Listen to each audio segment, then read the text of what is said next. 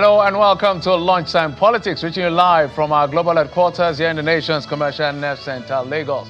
I'm Jeffrey Uzoma, tracking the big happenings in the polity and politics. Let's begin with the headlines. It's Victory Day for Monday, Okwebolo, the governor of Edo State, as the Supreme Court now affirms his victory of the last election.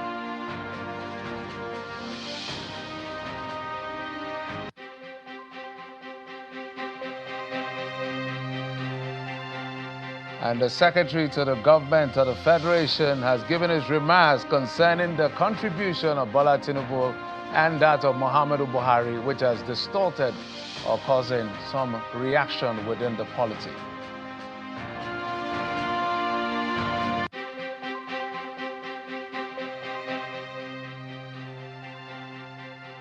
And I'll be joined by the spokesperson of the All Progressives Congress as we chat on the future of the politics and the state of the nation.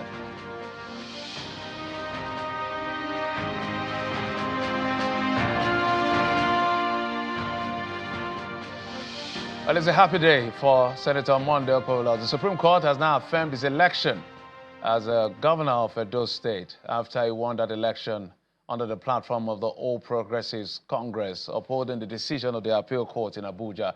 The five-man panel led by Justice Mohammed Garba Lawal held that the appellant could not establish their claims of election non-compliance, unlawful vote, and that Monday Okwebolo was not duly elected. The appeal was dismissed for lacking in merit. It's a developing story, and we will bring all of the details in our subsequent bulletin. And back here, ahead of Saturday's local government elections in Lagos State, the non-governmental organization, the Human and Environmental Development Agency, known as HEDA Resource Center, has asked the State Independent Electoral Commission last year to deliver free, fair, and credible election. The organization made a call in Lagos at a public presentation of its annual leadership approval rating of key public sectors, and particularly the State Independent Electoral Commission, titled From a Party to Action, a reform blueprint for CX and community-level democracy. The Executive Secretary of HEDA, Arigbadu Suleiman, told journalists present at the event that the leadership approval rating report is a nationwide survey of public perception of the State Independent Electoral Commission's institutions created to ensure independence and protection of the integrity of grassroots elections and deepen democracy in the third tier of government. As the Lagos State Independent Electoral Commission, LASEC, prepares to conduct local government elections this Saturday, July the 12th, 2025, HEDA Resource Center calls on LASEC to rise above public skepticism and deliver a process that is free, fair, and credible. This is a golden opportunity for LASEC to rewrite the narrative and prove that a state electoral body can indeed operate independently and impartially, despite the prevailing belief that state-level commissions are mere extensions of government in power. We urge LASEC to uphold the integrity of the process and commit fully to its statutory responsibility without bias or interference, particularly given the political dynamics in Lagos. Likewise, security agencies, including the Nigerian Police Force and the Nigerian Security and Defense Corps, must maintain neutrality. Their duty is primarily to ensure voter safety, not to intimidate voters, media observers, or polling agents. Any act of voter suppression or harassment undermines the credibility of the process and violates democratic norms. We also urge civil society organizations monitoring the election to remain vigilant, neutral, professional, and prompt in documenting and reporting irregularities to appropriate authorities. May this be the moment where we move from apathy to action. The people have shown their desire for change. It is now time for institutions to deliver.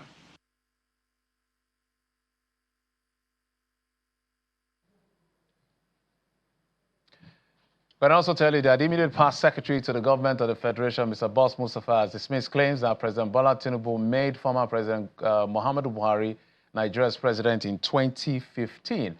Mr. Mustafa made the statement at an unveiling of a book, according to the president, the lessons from presidential spokesperson's experience, written by former presidential spokesman, Mr. Governorship.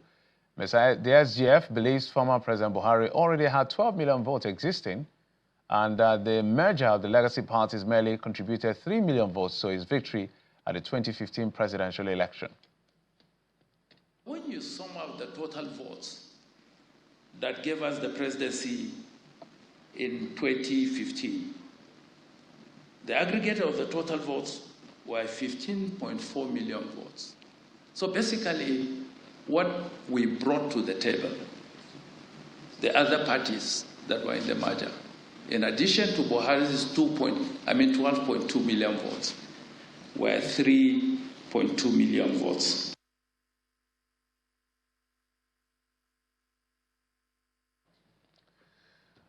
All right, so that's the remark of the immediate SGF, past SGF under Muhammadu Buhari. I'm being joined on the program by the National Publicity Secretary of the All Progressives Congress, Mr. Felix Morka.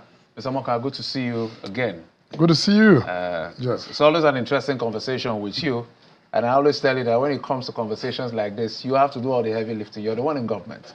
So your government has to explain to Nigerians what it is. But let's start with the politics. And there's been a lot of fireworks. And this one comes from within the party. You just heard the AGF talk about the issues around who brought what to the table in 2015 election. I don't know what was behind the scene that generated that conversation. However, he's saying that by 2015, 2011 election, President Goodluck Jonathan, I think, scored 22 million. Muhammadu Buhari had about 12 million or so. And then Nuhu Ribado, who stood for the ACN then, scored about 2 million. So mathematically speaking, he came into that election with 12 million votes, mathematically speaking. So attributing the making of Muhammadu Buhari to Bola Tinubu is incorrect. What's your reaction? Thank you so much, Jeff, for bringing me in this afternoon. Now, the remarks by Boss Mustafa are just as unnecessary as they are irrelevant. To begin with, that's a bygone era. Nigeria has moved on. President Muhammadu Buhari was our president that we respect enormously. He served his term, he's moved on. And today we have a new president who is or was elected by the Nigerian people to govern the country. And he's, governing the country. So, when people want to engage in this sort of revisionist conversation, it's not helpful. So I really wouldn't like to join issues with, Boss Mustafa. But if he believes, as an individual, in his opinion, that the current president, Muhammadu Buhari, as leader of the APC, played a role that was insignificant in the, election, both at the primary and the general election levels, in the making of President Muhammadu Buhari, that's his opinion. Maybe he himself and his friends, or maybe even his family, were the ones who made Buhari. But I think that those numbers he gave and all of that explanation, again, are very presumptive because one election is an election. The other election is also an election. And I voted in the last election doesn't mean I'm going to vote in the next one. So, the very basis of that argument is flawed. So I wouldn't even dignify it with, any more response. The reason why the response is important is, Mr. Morka, this was the SGF. This was a very fundamental person in the cabinet of Muhammadu Buhari. And in that sense, I remember what we call the Abeokuta Declaration, where the Popular and Milokon statement emanated from. The president, as I then said, perhaps if not for him, Buhari wouldn't have been president. And looks like, does it sound like there's some internal wrangling going on, but it's being managed so that it hasn't imploded in your party? Because these are members of your party. So the conversation is like, it was CPC's turn of the APC, CPC faction of the APC running the government. And now it's the APC faction of the APC running the government. So perhaps why these nuances? What do you make of it? Look, because it's an important conversation. Jeff, we can't taint an entire party of millions of members with the opinion of one individual. So I think, if we do that, then we should change, I think, the liberty of all of the members of our party who believe as they believe and who think as they think by the opinion expressed by one individual, Boss Mustafa. It doesn't matter that he was from SGF.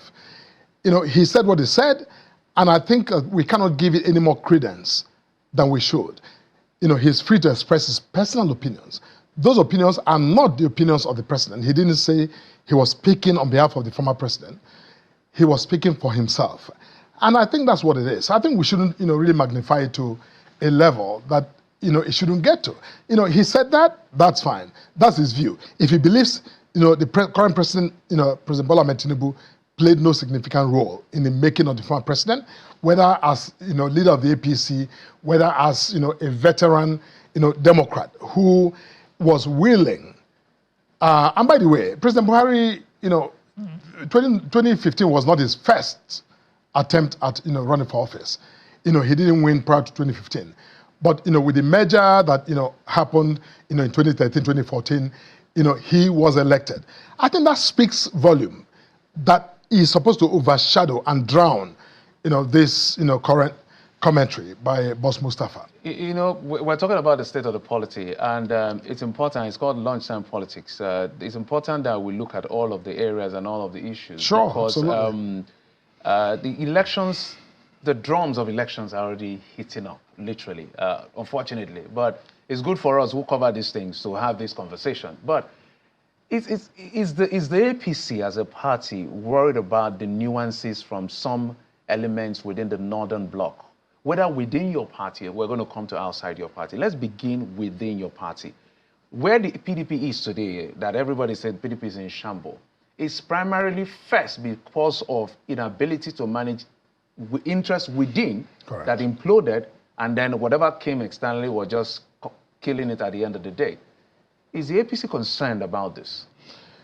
No, we're not concerned, because actually that's the very essence of political fraternity. It's the very essence of politics, democracy itself.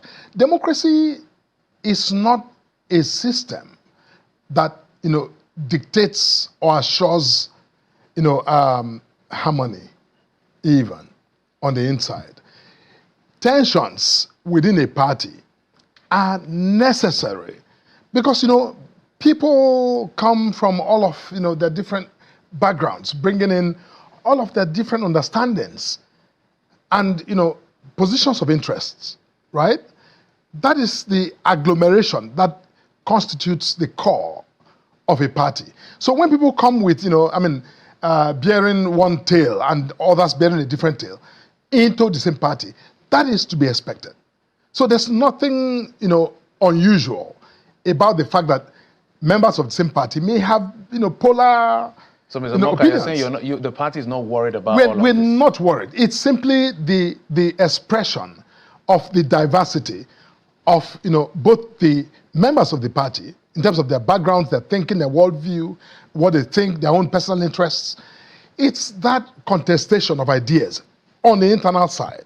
That is not to be equated with any sort of tension that should concern us as a party. We're not concerned about that. It's the free expression of our autonomous citizens who come together to form a party and to operate within a party. So, I would rather focus on, whatever the external conversations are that are directed against us than focus on the inside. Okay. We are good on the inside. Well, irrespective. if time allows us, we may come back. But let me, yesterday I had a conversation with the spokesperson of the coalition, the spokesperson of the ADC, which you're very familiar with. You occupied the very position you occupy now.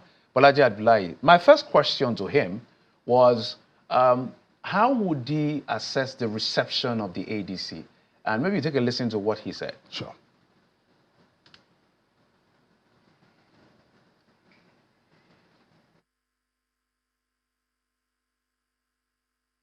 We are delighted with the initial reception from across the country.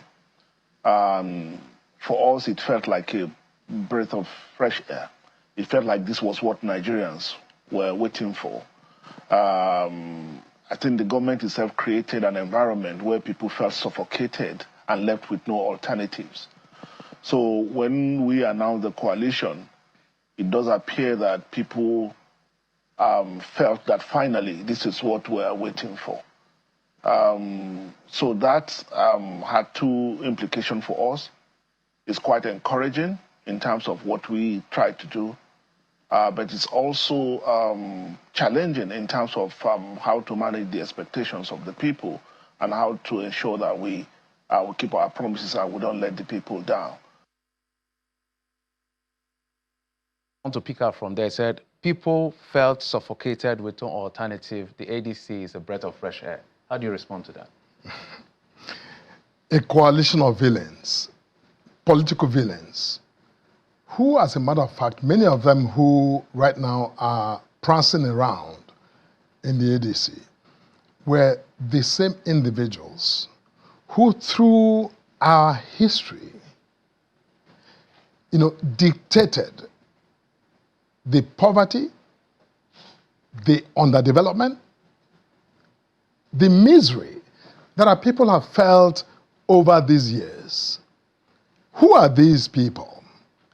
The former vice president, who himself, as vice president, chaired critical committees that could have offered Nigerians the opportunity for a better life, who confessed publicly that the attempt to reform the power sector ended up in a fiasco, who, his principal, former President Olusegun Obasanjo, told Nigerians in documented fashion in his book that this one man ruined this country in such dimensions that generations of Nigerians will continue to struggle. Who are these people? Is it Rotimi Amechi or El-Rufai? You see, these are people who have had the opportunity. Everybody says God gives power. God gave them power for decades to make Nigeria better for you and I and for my children and for your children. They didn't. They blew it. They made a mess of our country. And look at their history. Someone like Atiku Abubakar. Atiku has been a member of virtually every political party that has existed. Maybe not of Labour Party, but any other major party that has come along. He's been a member. In his own self-serving quests to be president, why must you put your personal ambition over the interests of millions of Nigerians?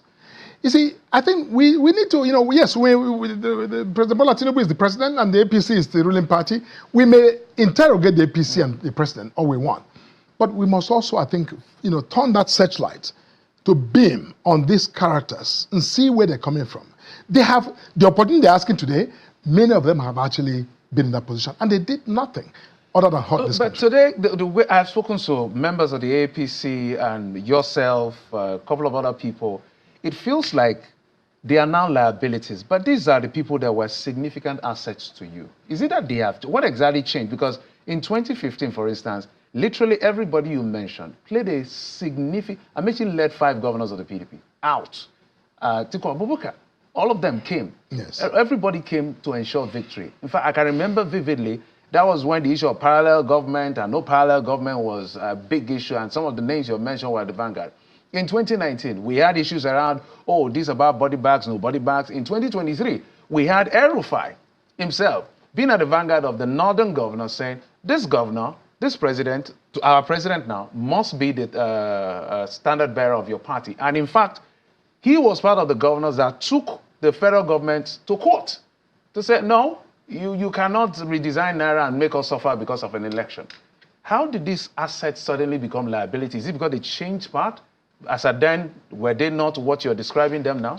No, you see, Jeff, you should be asking this question to Atiku, to El-Rufai, to Rotimi Amechi. Now, I'm asking you because they won't describe them as liability. I will answer you, yes. But even my answer is suggesting that actually it makes more sense for El-Rufai, Rotimi Amechi to be answering this question, to be telling Nigerians what has in fact changed about the APC, for them to then withdraw their support and endorsement. They say the president is not managing the economy well, which is why people are hungry and suffering. I'm giving you one reason. At least from the mouth of Rotimi Amechi and lived-in experiences. So just Jeff, not trying to cut your thoughts. No, my apologies. I understand. No, that's fine. I hear you.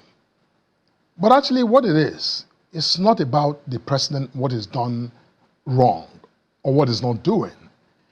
It's about El-Rufai, it's about Rotimi Amechi. From the day Rotimi Amechi lost at the primaries that preceded the 2023 election, Rotimi Amechi has been sore. He simply withdrawn and now fused together with these political villains to vilify the government of President Bola Tinubu. That is not about the president. It's about him. It's about, this whole, which is why in my last statement, I call them the merchants of vendetta. People who simply think that they were born to rule, who think that Nigeria is this, orchard, where they are the, owners of the orchard, and must then direct and dictate what happens within the orchard. They think Nigeria is their vineyard, where they must, plunder and loot as they please. And the day they are not in command and control, then, the country must fall in service of their own very narrow interest. You see, it's not about the president. It's about them. Because, see, APC is a party. An individual cannot be bigger than the party.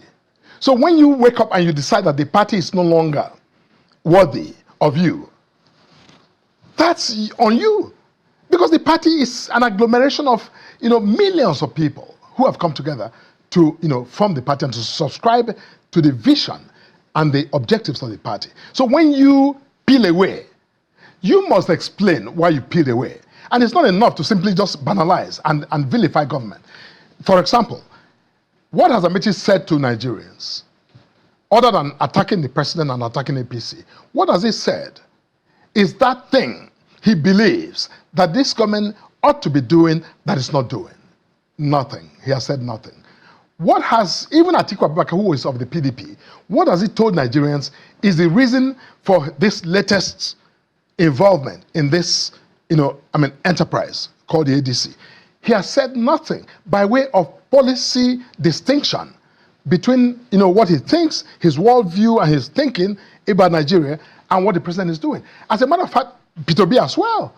As a matter of fact, in 2023, both Atiku Abubakar and Peter Obi were united, I think, in terms of alignment with the same, approach that this government has, enacted. Why are they so sore today, even when they themselves promise Nigerians to enact the same economic policies? If I hear them, without trying to speak for them, the lived-in reality of Nigeria has gotten worse. That you and I can agree. To the extent that your government constantly says, these are necessary pains for now, for tomorrow. So the question is always for Nigerians is, how long will it be? What are the gaps, or these gaps that it has created? We're already dealing with multidimensional poverty. There are some positive. We must admit that. There are also negatives. But it's digging deep into the pockets of people even further. So the question is, pending when this reality of a better expectation comes, what is the other narrative that the ruling government or the government in power right now is telling Nigerians? Because it's really, really tough, Mr. Morka. It's tough. Geoff, look, listen. Let's come off it. Let's come off it. Peter Obi was just a few days ago, had a conversation with Ashewo Kimbale, one of your colleagues on the other, on Arise TV. And he was asked pointedly, how would you revamp the power sector in the country? His answer was, Egypt did it. This country did it. It took them 5 years to do. 5 years to do, even by his own admission. Now, he is saying, or was saying, that President Bola Ahmed Tinubu has not done that in 2 years. And he says that it took, Egypt 5 years. He didn't say to Nigerians how long it took Egypt to, try and fail and experiment and, ultimately, by his own assessment. I hope you are aware, Nigerians are not that patient. No, I don't want to put it on. Geoff, please. Yes, no, please. I must say what I'm saying. Okay. Because it's important. Because, I think that even the media needs to interrogate some of this. We are. Outline. No, please. I don't think the media is doing enough. No, we are. Please. So, Mr. Morka, my apologies, sir. My apologies. Please. No. Geoff, you asked me a question. Let me because say. Of time, I'm racing against time. No, please don't race against time. No, we don't have time. We have only 2 minutes. If we need to stop now, let's have a qualitative conversation. Okay, let's land on your thoughts so I can. Let me land. Yes. 30 seconds. Because see, when somebody comes on your show or on any show with the media and says things, I'm not hearing enough of, interrogation of those individuals. It's not enough to make claims that are just outlandish, that simply, portray the government in whatever light that individual chooses to portray. The media has a duty to, I think, interrogate the context of those questions and actually help Nigerians to understand what is going on. This idea that, people just come and say, oh, it's not rocket science. I can do it. I'll do it because it's about leadership. It's not just about that. So, Mr. Morka, what I was saying is that I've gone off. My colleague did a great job in asking him how, and you know how that went. I'm asking, beyond the conversation around stay hopeful, what else is there to be done? Because Nigerians are not that patient. It's a question I've asked you over and over again. I disagree. You don't say Nigerians are not that patient. Some of this rhetoric, incendiary rhetoric, is the reason Nigerians, react as they do. I think that's my point. That we need to help Nigerians present them, total facts, so they can make. We can label Nigerians to say they're impatient. I don't agree with you. Nigerians are patient people. They can be patient. But when we spoke tension by, really presenting incomplete, sometimes misleading information, like Peter Obi, chooses to do, that's actually not helpful. I'm familiar with numbers. It's not helpful. The numbers of yesterday as they lived in, whether you say, bring it on. Let's discuss the numbers, Geoff. No, we don't have much time. I'm familiar with the numbers. We don't have much time. We have just about a minute to wrap up. So really? Yes, it's just a 30 minutes program. I'm good with the numbers, so I would have thrown the numbers at you. But at the end of the day, it's about what they use. What was their purchasing power yesterday that has been significantly eroded today, and what hope is there for them for tomorrow? That's just the question I'm asking. If you can give me in 30 seconds, that's all. 30 seconds, that's all my director says I have. Geoff, when you talk about the numbers, this government is working the hardest to turn this country, along the lines of the expectations of Nigerians, but more importantly, along the lines of what this government has determined are the ultimate priorities that we have really repositioned our country for, prosperity and progress. And it's about the foundations of our national life, of the economy, that, successive governments neglected, failed to build strong. That is what this government is doing. All right. And I think that, today, I think every indicator is showing that our country is actually, in fact, headed. Mr. Morka, I know you're. Don't worry, I'm going to invite you again, and we're going to discuss that day. You and I, we're just going to talk numbers. Is that a deal? Listen, any day, any time. It's a deal. Yeah. Okay, so that we interrogate these numbers that you're talking about. Mustafa, thank you so much. Let me give you a handshake. Thank you very much. Felix Morka, APC spokesperson. Thank you for coming on the program. Thank you. And that's it on the program. Thanks for your time and company. I'm Jeffrey Ozama. Bye-bye.